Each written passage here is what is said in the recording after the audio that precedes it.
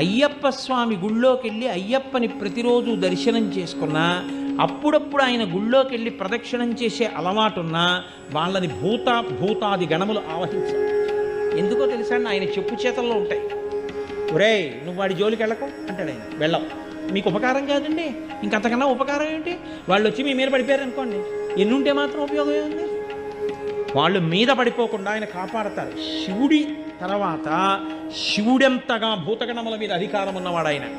శివుడిలా ధర్మమునందు అనురక్తి ఉన్నవాడు, శివుడిలా గురువులంటే ప్రీతి ఉన్నవాడు, శివుడిలా జ్ఞానమిచ్చి మోక్షం ఇవ్వగలిగిన వాడు, విష్ణువులా పూర్ణుడు, విష్ణువులా పుష్కలుడు, విష్ణువులా ఏది కావాలంటే అది ఇవ్వగలిగిన వాడు, అమ్మవారిలా శక్తి స్వరూపుడు, అమ్మవారిలా నిరంతరము ఎటువంటి కదలికలైనా కదలించగలిగినటువంటి వాడు, ఎంత శక్తినైనా ఇవ్వగలిగిన వాడు, ఇన్ని కదలికలను ఆపి లయం చేసి మోక్షం ఇవ్వ